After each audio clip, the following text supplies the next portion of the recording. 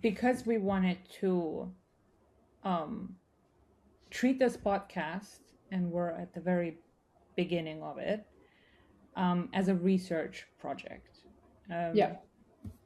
Both Anna, you, and myself, we worked with so many teams across so many years. And it's hard to imagine that teams kind of work well by default. And we talked about it in our first episode, right? It's like nobody really comes together and works well by default, right? We still need help as teams and organizations, and we still need kind of these chaperones. There isn't like a secret sauce for us to work together. Yeah, it's not automatic. Like, yes, amazing if you find a company that somehow all the emotions and all the vibes and all the characters click, and I've been there before, and it's amazing to be in there.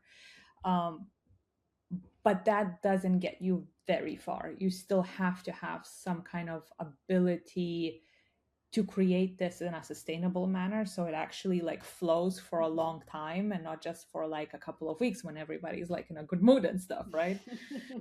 And that is why for our first episode with a guest, our actual guest is a talented Scrum Master, Agile coach, and a trained mediator, who works essentially with all of us. So whether we're in product, tech, and design. And this is exactly why I'm so excited to kind of have her in our podcast and bring her in. Yeah. Marion Barry is the guest of this episode. She started out as a UX designer, working waterfall, where design and development kind of like barely talk to each other. That was a while ago. When she realized the problem wasn't really the design, and the teams, and that's how the teams were kind of set up, she shifted to the Scrum methodologies and agile coaching, and as far as I can see, she never looked back. Today, actually, she helps teams to cut through the bad process, and we actually talk about that a lot, which was actually a very, very interesting part of the episode.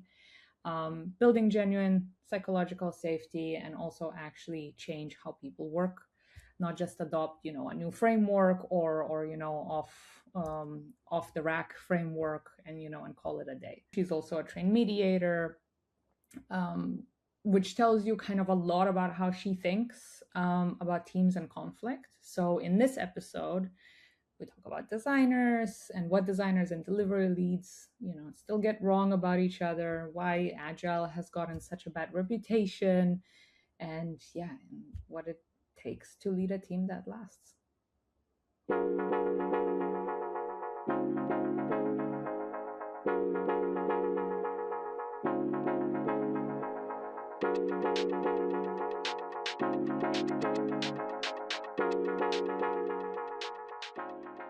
All right, so we start easy.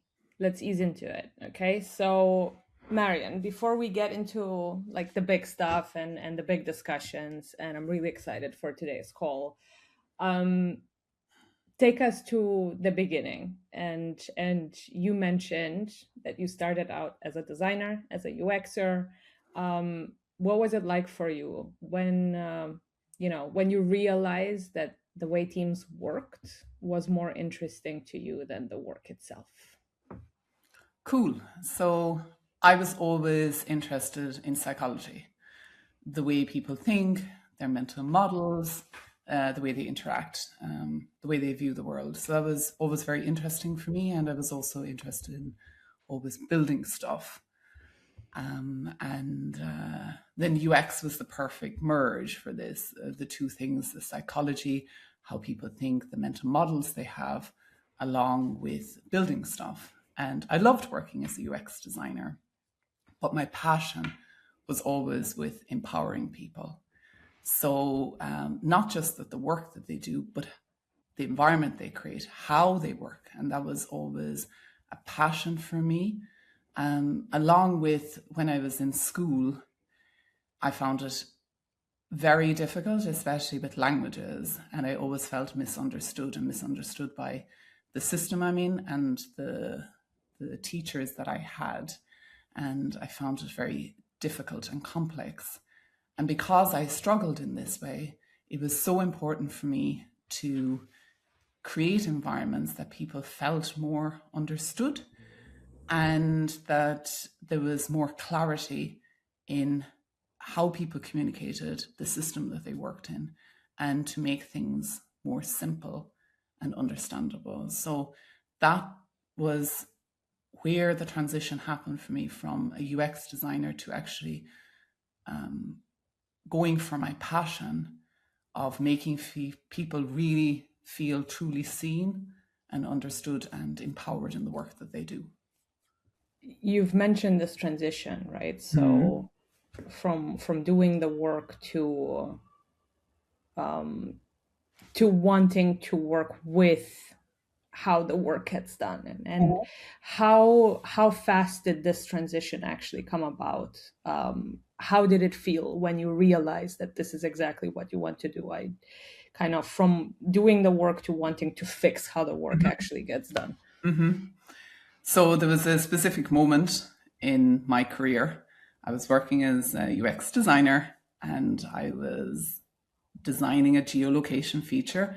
I had been given this by the product manager and I was working on this feature for a few weeks. I felt really passionate about it. I wanted to make the best possible user experience and I wanted to be proud of the work that I did. And then I had a casual conversation after a few weeks with a developer.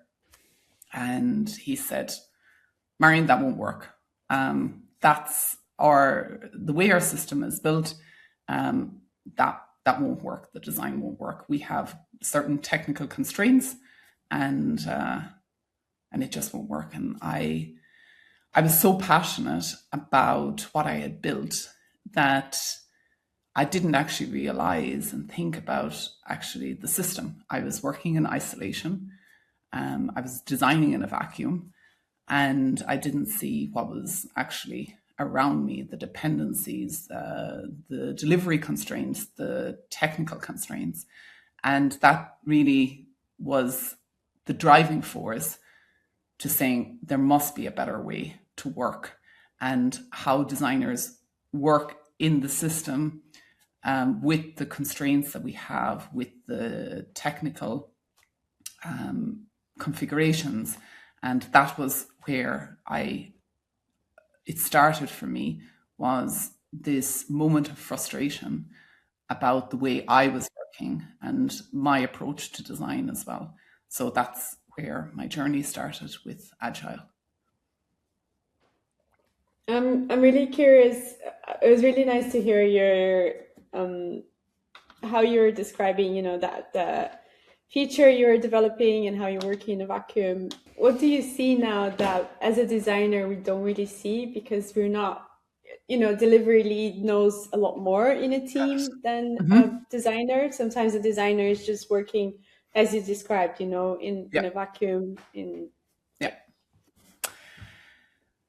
So I feel when I was working as a designer, I was really working in a vacuum and I was focused on the quality and the design itself and the user experience.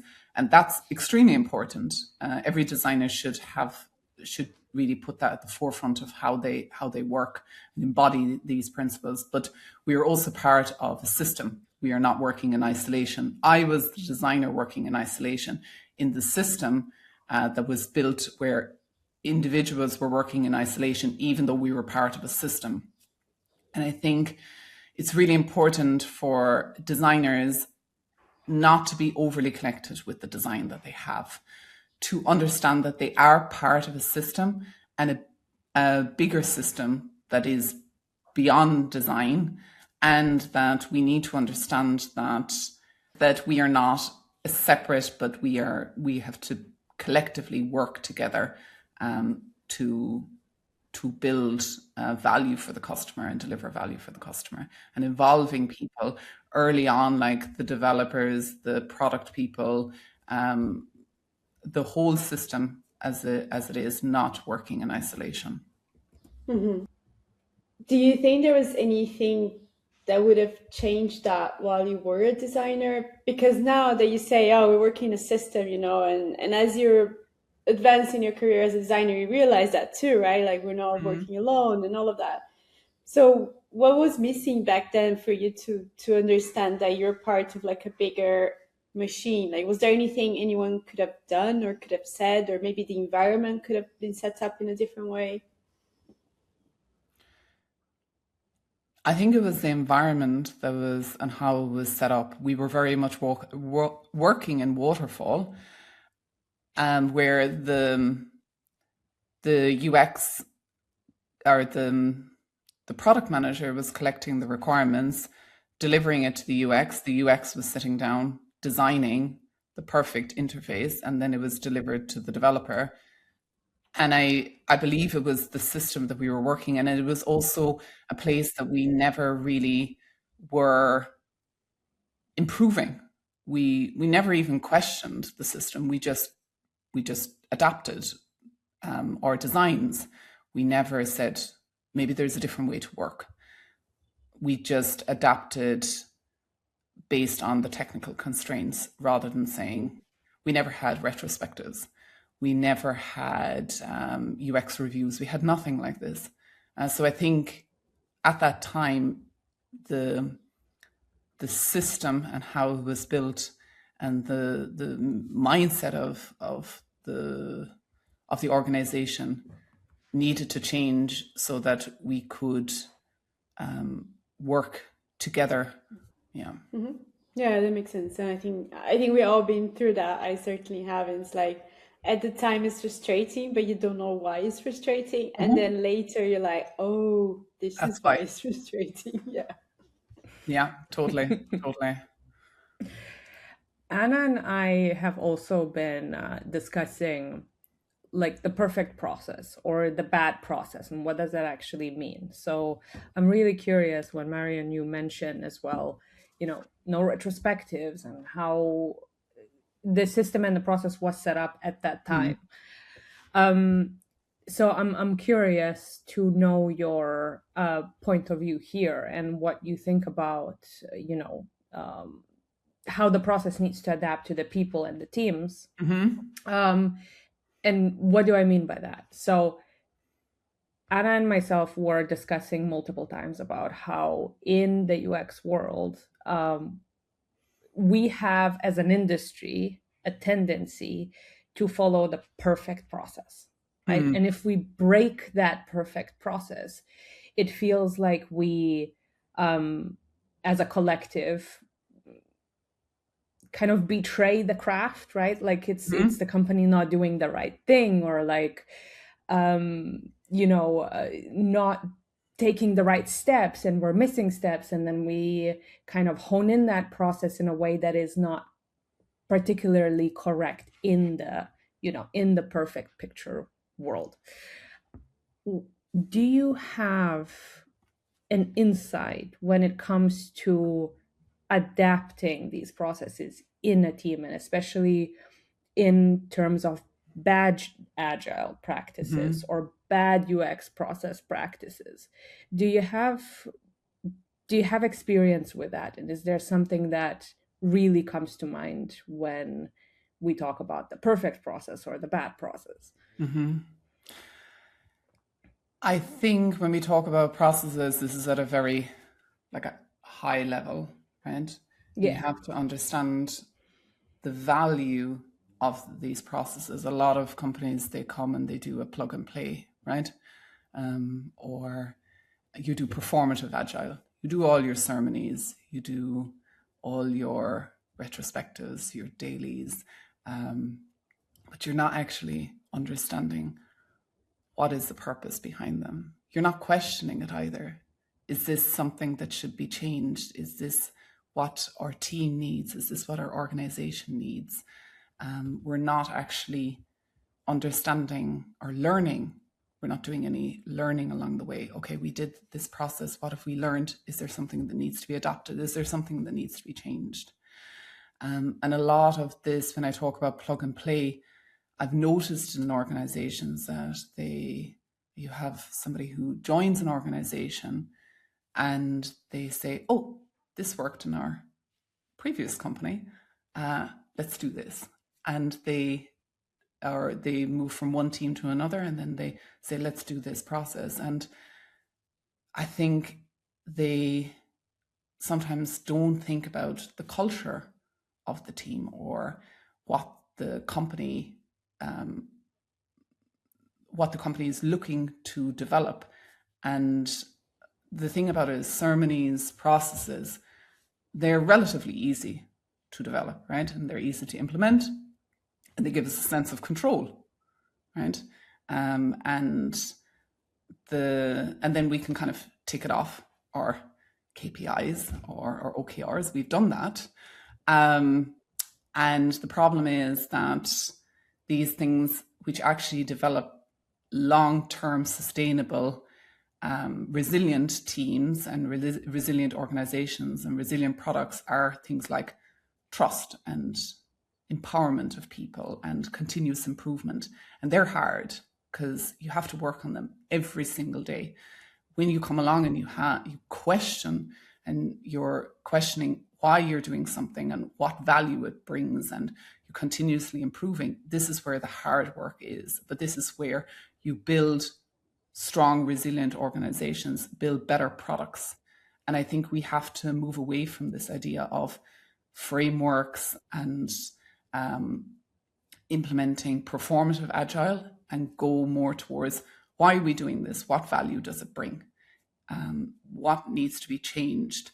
Are we inspecting on a regular basis what we're doing and why we're doing it? That's my perspective on things and how to build resilient products and resilient teams. Thank you for that. It was a powerful answer, and I feel that in my heart as a UXer, like deep inside, where we have the perfect design thinking process. You know that yourself, Absolutely. right? And it's like we have we tick the boxes on each and every one of them. And I feel like as an industry, as well as the agile practices, we tend to tick the boxes rather than ask what value does it bring in each of the steps. Do you ladies agree with me, or am I alone here? I'm stuck on that, what Marion said about performative agile, because I think that's the best way to describe. And it's a word that I lately been a bit obsessed with. But I think, I don't know, maybe this is going off on a tangent, right? Because I think in agile you also have the same issue that we have in our design process, because agile is not a methodology, right? It's a manifesto. And if you go into the deep weeds, into the history of it, it was just about developers that they were fed up of not being connected to the business, and they wanted to have that connection, they wanted to work cross-functionally. The trouble is when that was translated into something as a process, and then people start benefiting from it with the safe stuff, and trying to organize work. So I think we suffer from the same issues between, and this is the thing that I don't understand, right? That developers and designers are in the same boat in that way. Like, we're both craving the same thing, and yet we also hang up sometimes too much within our own processes and ways of working. I think, like you said, Anna and Egle, I think it's around understanding why we do what we do and not getting caught up on what framework, what process. I worked with the UX team in my previous company, and they were working on improving the speed of the UX discovery. And I proposed to them the design sprint because it was an important thing for management to improve this, and this was kind of a quick win for us to implement the design sprint. And the design sprint is, one of them is 5 days, one is 4 days, and one is 2 hours. So we did a little bit of a change. We did a 3.5 hour one, where it wasn't just for 3.5 hours. We actually, in one block, we actually did it over several days with a lot of things like pre-work, and we changed the different like, we didn't follow exactly the framework. We modified it based on what the needs of the company are, and the needs of the product is, and the needs of the people that would join the session, because they were all very senior people. So therefore they didn't have a 3.5 hour block window. So therefore we had to do a lot of asynchronous work as well as synchronous. So it's understanding the company, the product, the system, the people, and then designing something that respects and honors the people and the product. And I think that's important from when we talk about this idea of performative agile, where the frameworks should support the way we work and should support our vision of what we actually want to achieve. It's weird how we get hung up on those frameworks and processes. And I think at the end of the day, it's because companies need to keep track of efficiency and profits and all of that. And this is a way to not control, I suppose, but just to measure if, we're meeting our practices, we're achieving our KPIs and all of that. Like predict, more or less, right? So like I have a predictable way of going about it. Mm-hmm. Yeah, exactly. I love this word measure. Like, what are you measuring? What are you measuring? That's a good question. Exactly. And I think when we talk about measuring, like when we look at agile metrics, they're just the start of the story. And I think that's a big thing, that what is it that we're actually measuring, and why are we measuring that? Why is it important for us to measure? And what are we going to do with this thing that we measure, whatever it is that we measure? Why are we measuring it? What value does it bring? And what do we want to do with that measurement? And how do we use these, whatever we measure, whatever tools we measure, what are we trying to do with this to create more value for our customer? And I think that's very important. I do have mixed feelings about that, because being on the part of the person that was measuring stuff, like that is really helpful for us as managers and leaders, as you know, Egle. Like when we're measuring how much we're delivering and all of that, we can say to leadership, hey, we've delivered all of this, this is the effort that we put in. But I get what you're saying, like the measure not always translates to the value that we bring into customers. Mm-hmm. But then there can be a more philosophical questions, because I would argue that companies are not necessarily always just caring about the needs of the customers. They might be caring about making more money in different ways. Mm-hmm. But yeah, I think that's it's a complex topic, I guess. If you think about the corporate setting, that's why that's more what I was thinking of.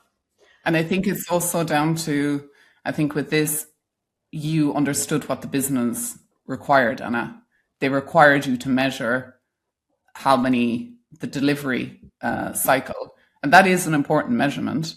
But that was what the company and the business, that was what was important for them. And you had to measure that. And that is a UX designer understanding what the business is requiring and speaking business language. And that's also extremely important as a UX designer. But obviously that was, in a way, it was great for my role as a manager. But then as a designer, like I can't, if I go to a job interview and I say, hey, I deliver, 8 story points in a sprint, or I don't know, something stupid, that is going to mean nothing, because it's not going to help me show the impact I had with my design too, right? So it's like it's a difficult one to say. We can move on after this, but just to say, like, I still feel passionate for the work that we did in our last job, me and Egle, around measuring UX to use that as a way to create visibility to UX work, because UX work was invisible, right? They thought, oh, they're just like playing in Figma, and obviously they didn't think that. But we put in a lot of effort and put in a lot of time. And by quantifying that time in a system that was used by the tech organization, which was Jira, I feel like that helped us communicate that, no, we are putting effort, we're bringing value because we're putting this effort and all of that. So I think for that specific case, it was definitely important. But then obviously having that, also being able to also show that we're delivering value, that our customers are, the NPS score is improving, or, we're getting more customers. I don't know. That's also like as important as that, or more important, I would say.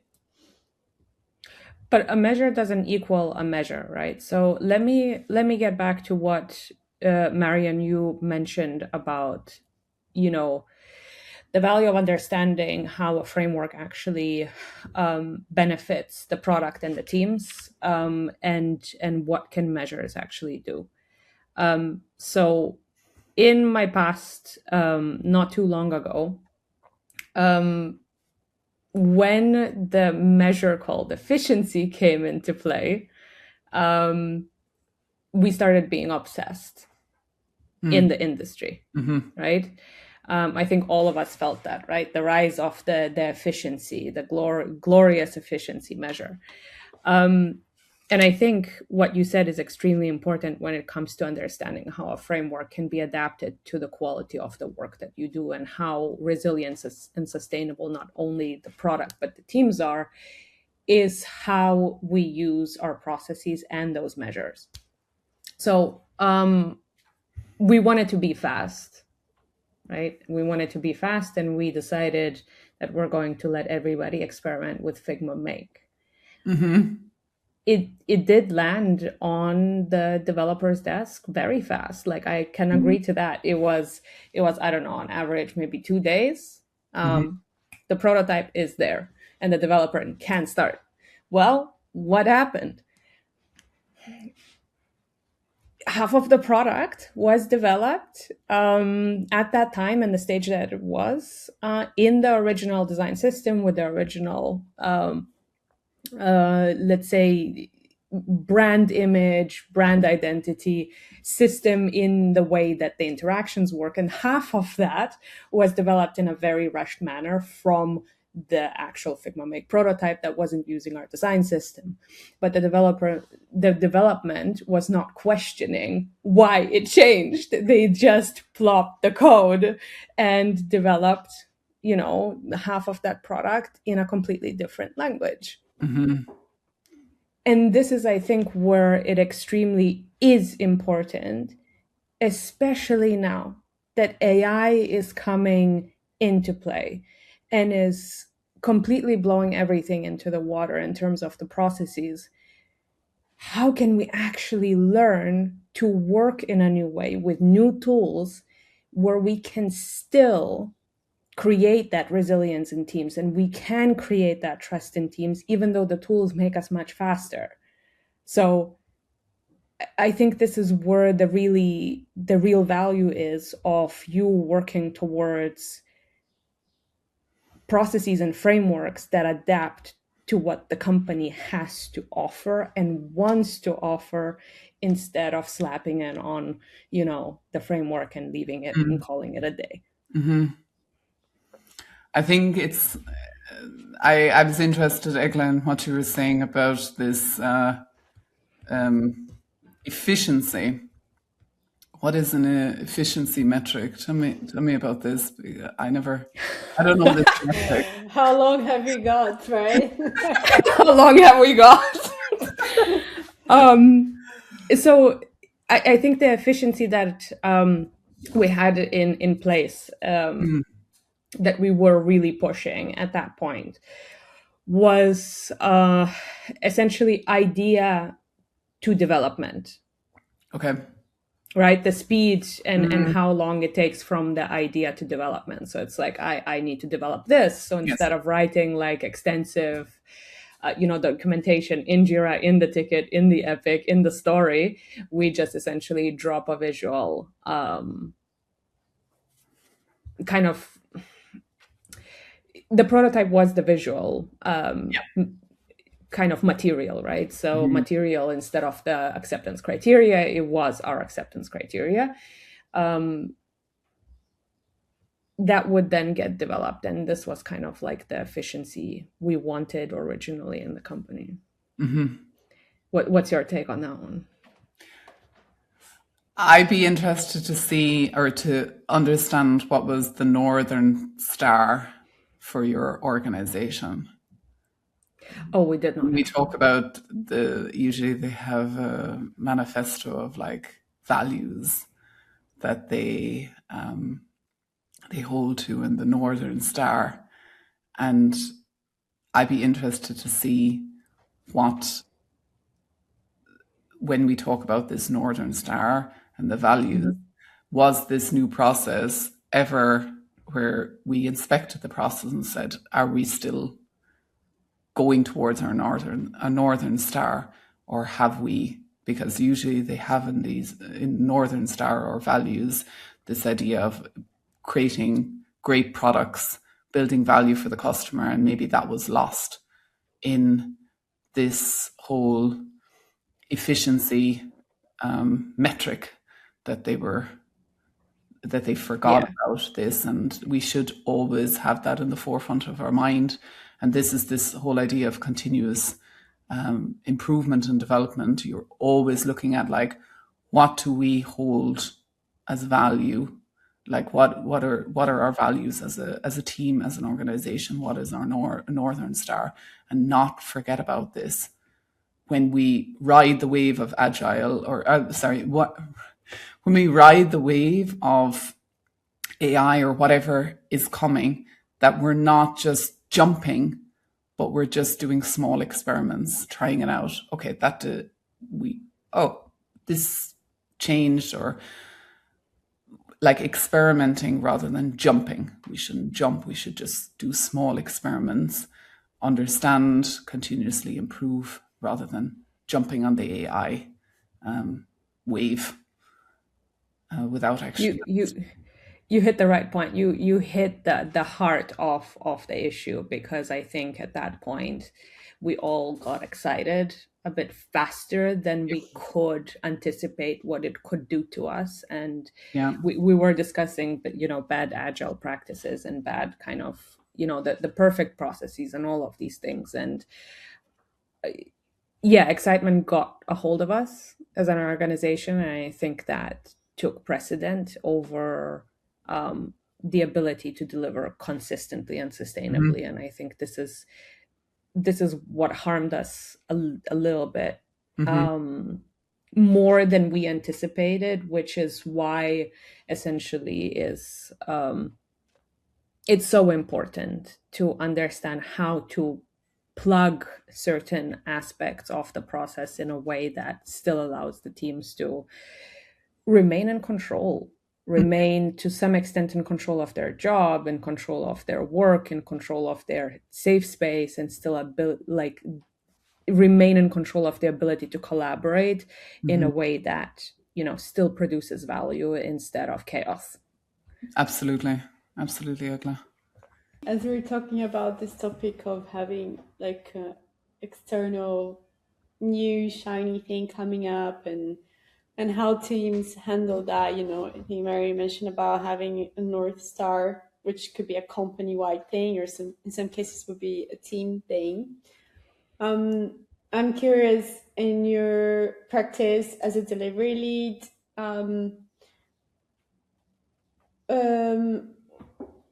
how do you see teams handling better, like pressure times or more uncertainty times, day to day? Like what makes them handle them better? Is there anything that you've noticed that works well? Since we're also saying that, the the processes and the frameworks, they should be adapted to each team and company, right? But is there anything that you have observed that works well for specific teams?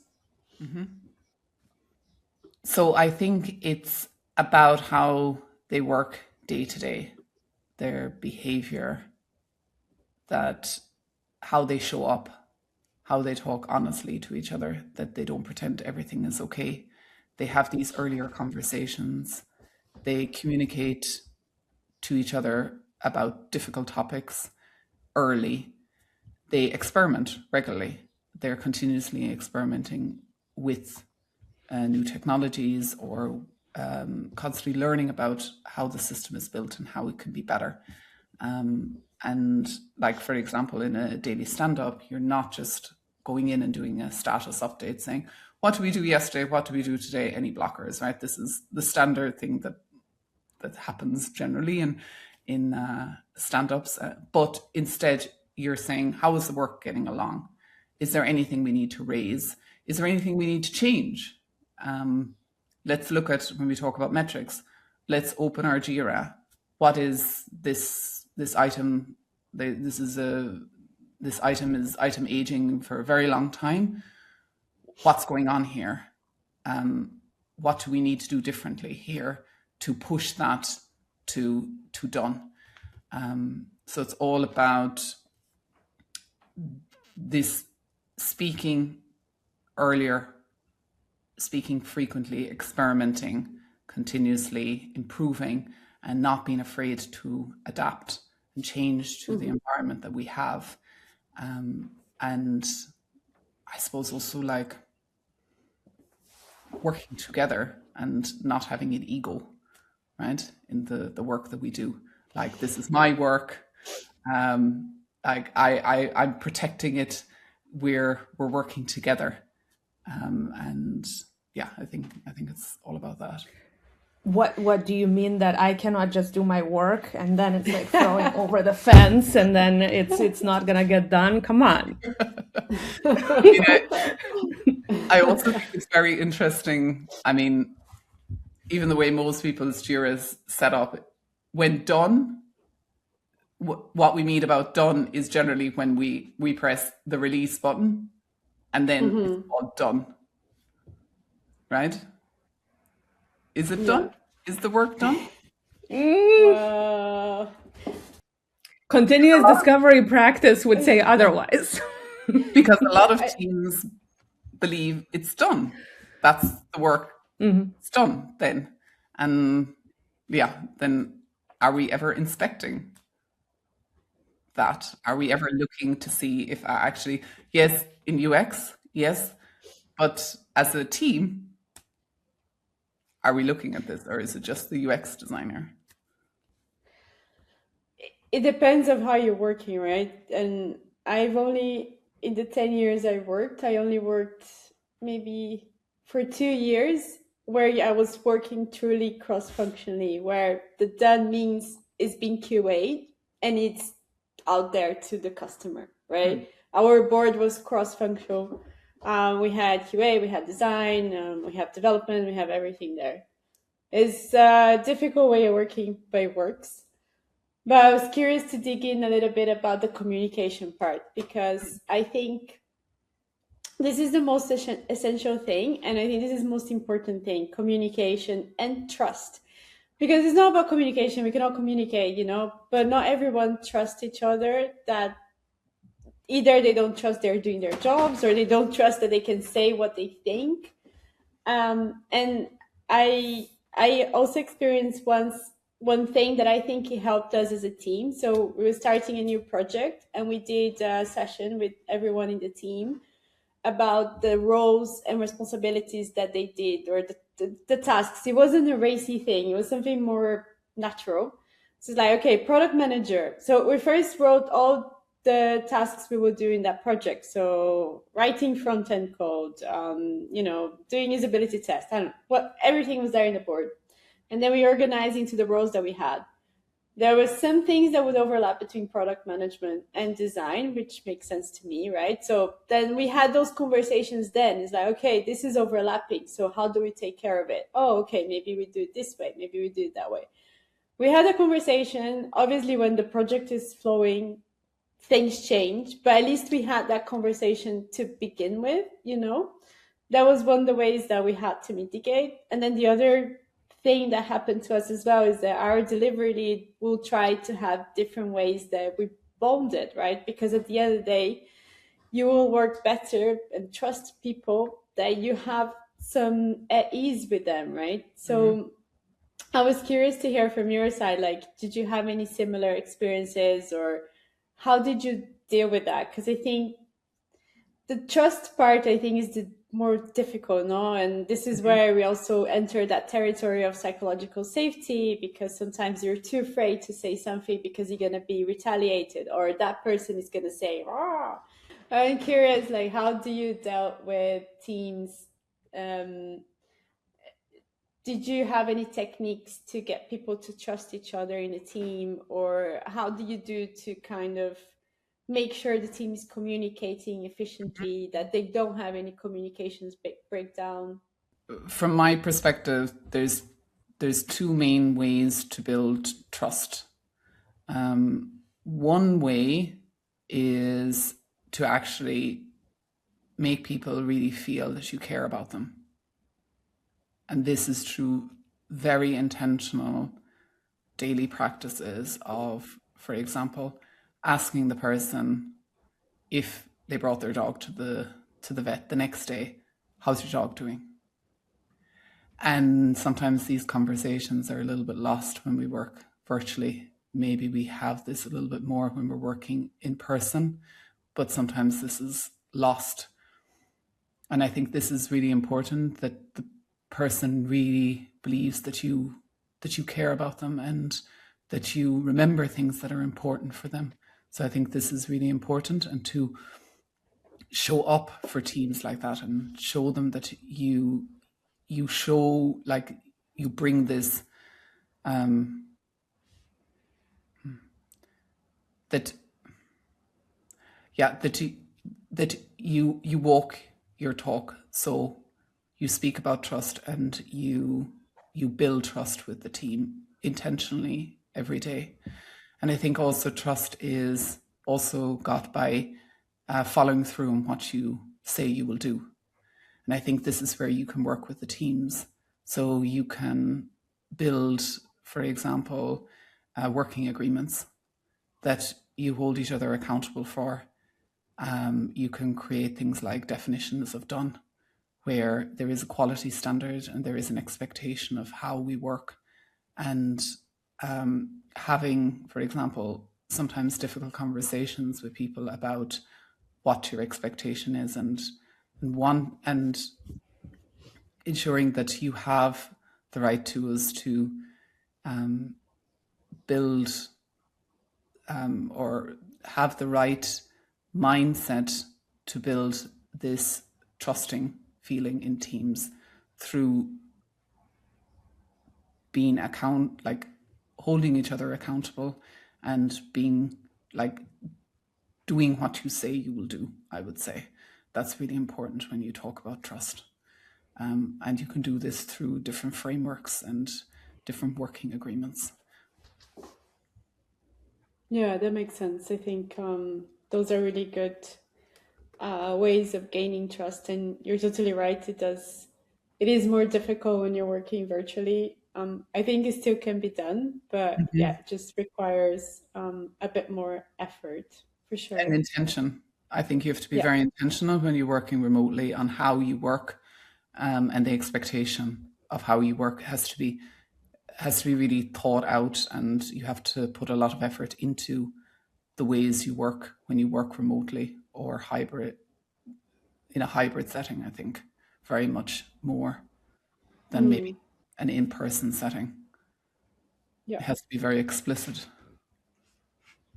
I think that's also very much actual, not only for the delivery teams as a whole, like an organism in an organization, but also for leaders of any kind in a technology, industry. And what you said has scratched something in my brain a little bit right now, because when I was solely a UX leader, to follow through on what you say and to walk your talk, being honest with people are I don't think it comes naturally. It's not an easy practice to do, honestly. To mean what you say, even though it's some information possibly sometimes that you have to deliver that you don't like and nobody's going to like, but you still need to be able to deliver that information, right? It's your job, and it's, you know, it's part of being trusted as a leader, and part of gaining the trust of the team as well. I think it's one of the hardest things to do as being in this position. It's kind of not the job itself that is very hard, I feel like, from a personal position. It's those soft skills and those abilities to handle whatever comes your way and your team's way, still with that trust intact. Have you noticed anything in your line of work where leaders are really struggling to keep that trust in place, or maybe when they need help and they're just not asking it? You know, there's a lot of things that leaders deal with, and it's not necessarily being, you know, in the delivery team. They might miss stuff, right? Have you noticed anything specific in your experience? I think it's also, I mean, there's several points when we talk about the struggles that leaders face. I think one is a cultural thing on your perception of what a leader is. Right? A leader is somebody who has all the answers, right? They have all the answers, and all these people come to them and said, these are all my problems. Bye-bye. Yeah? We've been there before, Anna, right? And yesterday or last week or last month, you might have had that position, and now you have this position, and now you must know all the answers. And it's also personally, maybe you believe that is what you should do, or you should be, or you should portray as the image of a leader, that you have all the answers. And I think a lot of leaders, because of this, they have too much on their plate. And then what happens is it's either the loudest voice that comes to them or whatever is on fire, right? And they work on either the loudest voice or whoever is on fire, or maybe the thing that they're more passionate about. And then what happens is they're not able to prioritize actually what the teams really need, because they're putting out fires. And what can happen is if a person comes to a leader and asks for help, and they can't prioritize that because they have too many things going on, then they lose trust and they feel not supported by this leader, even though they are, but this leader has too much on their plate. And I think leaders are not asking enough time for help. And I also experienced it when I was working with leaders, that you have conversations and they say, oh, there's this difficulty and that difficulty. And I say, okay, how can I help? I know everything is fine. We'll solve it. And there's this reluctancy to actually ask for help, or to say, hey, yeah, can you try this out? Actually, can you help me with this and that? There is a reluctancy there, that they feel like they have to carry the responsibility. Probably because culturally, that's what we're expected to do as leaders, right? to carry all the responsibility, to not delegate maybe, or yeah, I think it's a cultural thing. I see myself a little bit in that. And delegation obviously is something that I had to learn. But asking for help is, I think it does have a little bit of a different cultural ring to it than delegation, right? So it's like, how do I actually learn to ask for help? Is it going to mean something different for me as a leader, right? Is it going to affect me, and how I'm viewed is also part of that, right? Or your relationship with, can you help me? What does that mean? Mm-hmm. Does that mean that you're a strong person, or does it mean that maybe you can't do it? What does it mean? Yeah. Asking for help mean that you're strong? I love the term, the term flip, because I need help is usually something we associate with, I cannot do this on my own, right? Mm-hmm. But as you said, maybe it means the actual strength of Mm-hmm. a leader being able to utter those words and actually accept help. Yeah, totally. It's about self-awareness. So I think, why is it that I have this relationship with help? I'm being more aware of yourself, and going towards this idea of self-mastery we talk about in agile coaching. This really, really focusing on self-awareness. What does this word mean for me when we talk about asking for help? And coming into the space, when you come into the space where you work, being aware of your bias, being aware of how you react in certain situations, and working on this part of yourself, and having these conversations and questioning these maybe behaviors or belief systems that you have. Constantly questioning this, I think, is really important for us as leaders to do. Oh, what a deep conversation. I'm sorry, I'm getting goosebumps. That was so awesome. Yeah. But let's get rid of all the people and let's just have one manager for 50 people, right? Of course, AI can do the rest of the job anyway. Do you know that there's actually a very interesting thing about AI? There was some study done, I think, by Gallup, and they said that with AI, that people are feeling more comfortable about talking to AI. Like a majority of people, like 60-70% of people, are more comfortable with talking about problems to an AI than they are to their manager. And this is really troubling when we're going down that spot, because now we're stopping trusting the people that we work with and trusting our managers, and we're relying on an AI tool. We're having better relationships with AI than we are with our managers and with our team. This is...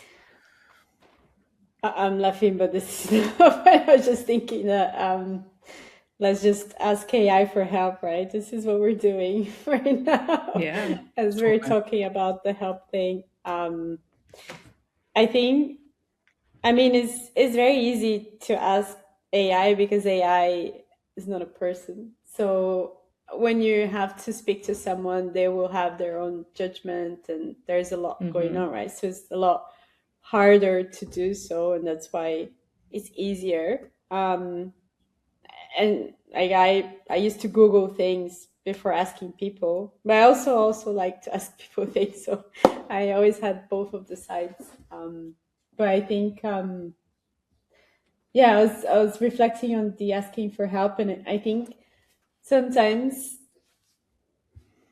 it's just concerning, like in companies where there's a lot of pressure to perform and to deliver value and all the other jargons that you can add here. I I think asking for help in any case, even as a individual contributor, is hard, like, because you ask for help and you're like, oh, maybe they're going to think I don't know how to do this, maybe they're going to give that to someone else, and maybe this helps me to get a promotion that I want to, and I imagine as a leader is the same thing too, right? You're being entrusted to lead something, and now you're asking people for help. What the hell? Mm-hmm. But it is true that I think it's important to flip that mentality, because asking for help is probably the best way to get more people to do stuff, and you get buy-in from other people too, right? So because they're involved in your problem, so they're gonna help you. But yeah, Highly likely that problem isn't really just your problem. Yeah. Highly likely it's an organizational problem either way. Yeah, but I think it's a difficult thing to do, and that also is related to that environment thing, right? So yeah, I don't have an answer to it. I just wanted to say that I was reflecting on it as well. It's okay not to have an answer. We don't know. We have to see where this goes and how we deal with this. So, Marion, you're a trained mediator, right? And we've been discussing a lot today about communication, trust, techniques, and there's a lot of work that you need to do to actually do the work. And the biggest part of the work is like the people, right? It's like trying to get everyone to work together. So, as a trained mediator, so what do you think, like how much do you think that of the things that goes wrong in the teams, delivery teams or design teams, how much do you think that's like a problem related to conflict, and what do you think that usually goes without people actually discussing? Well, when we talk about trust and truth, they say that there is only truth in numbers, right? That 1 and 1 is 2. And everything else is our own perspective. So how we view the world is based on what happened maybe in a past experience that we had or our childhood, and we all have a certain version of the truth. And I think we lead sometimes with, this is the truth, and it's only a version. And I think we need, in general, when we interact with people or when we work in a team, we need to figure out our shared interests and what is of value to us together, because usually that's not that different. And we need to really understand what is truly important for us as a group. We generally have the same interest deep down. We want to build a nice environment for us all to work in, right? We want to come in every day to work and feel happy about the environment we work in. This is very, very basic. And we sometimes think that maybe we're so different, but actually what is truly important to us is generally the same. And I think we need to create spaces and design spaces that allow people to really talk about what's going on for them at an earlier stage. And there's this element, and then I think we also need to bring more clarity into the system and into the way we work, so that we can see what is happening in the system. So therefore, instead of working on, well, it's that person's fault or they did this and they did that, it's actually a system problem, not an individual. So I think it's both creating spaces that allow people to name what's actually going on for them in a safe environment, and also to bring clarity to the system. So therefore, people realize it's generally more a system problem than an individual problem, that there is something in the system, or there is something in the environment, or there's something in that person's environment or their childhood or their past that has made them react in this specific way. But in general, we all want the same thing deep down. We generally always want this, all want at a basic level, we want the same thing. Having that space is really important to be able to level with another person, right? And I think sometimes that is something that we're definitely missing. I'm also curious about something related to this topic, but slightly different, right? So, as you are an agile coach and mediator as well, how does it feel like being a woman in working in this predominantly male teams, right? Do you see any differences between yourself and other peers that maybe are men, or is there anything that is different, I guess? I can only speak from my own perspective, and I don't know if it's helped me or hindered me, but I have a perceived view that a female agile coach, people usually reach out to me for things like requiring empathy or emotional intelligence or psychological safety or mediation, whereas I have felt in the past that my male colleagues were more contacted about processes or organizational topics or metrics when metrics are involved. And while I am a trained mediator and I do believe that I have skills in empathy and emotional awareness and psychological safety, I believe this bias restricted me in some ways as an agile coach, because I got boxed into one way of being an agile coach, and maybe other skills were not seen as easily or as quickly. And because the nature of agile coaching is very broad and varied, it created an environment that was restricting for me. And men can be I've worked with men who are deeply emotionally or deeply skilled and emotional topics and relationship topics, and women can be deeply skilled at systems or metrics or delivery. Like they say, that women are not very good at math, right? This perception, right? And this is not true. And the problem is, wait, is that a thing? I'm so naive. I didn't know it was a thing. I am bad at math, but I didn't know it was a thing, because it's this perceived bias that women are not very good at math, even though that's so stupid, because sewing is basically maths, and most people that sew are women. Like, there are many more seamsters than men. Okay, I didn't know about that. Yeah, and also music is math, right? Yeah, so there is this bias, and the problem is when we talk about culture, a lot of times if it can be that it becomes a cultural thing, that you believe that women are better at this and men are better at that. And this is simply not true. And we need to be careful, each one of us, not to make these gender expectations on each other. All right. As we are going to the end, I would like to ask you, Marion,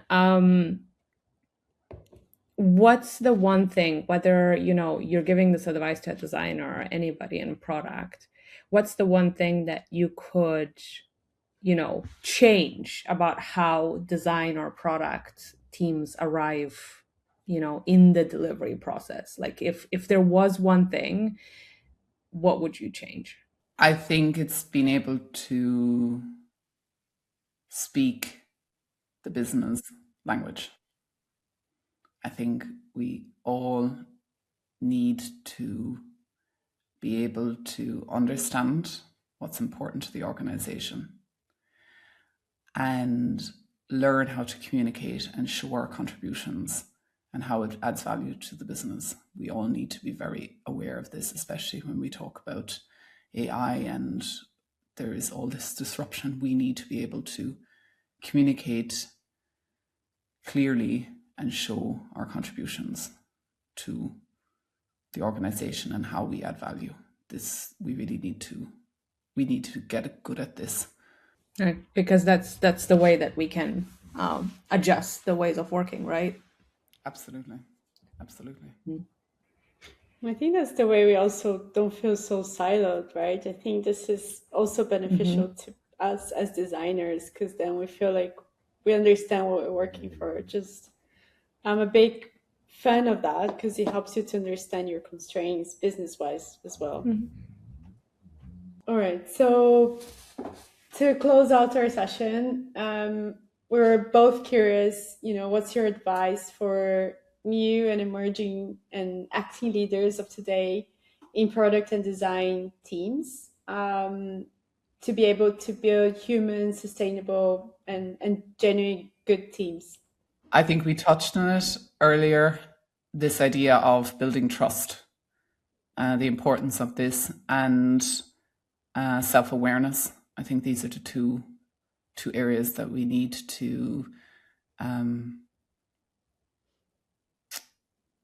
really focus on as leaders, I believe.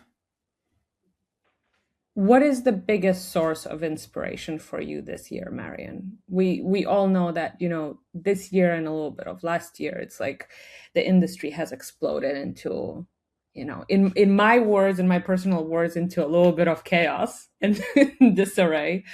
I can see people starting to kind of organize themselves. So what has been, something inspiring for you that you would like to pass on to other people, and maybe it's going to be inspiring to them?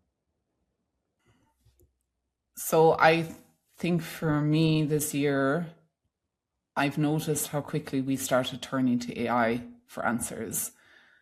And I think AI is incredibly useful and it helps us to structure, and it's helped me to structure my thinking or my ideas and move faster, which is incredibly important for us.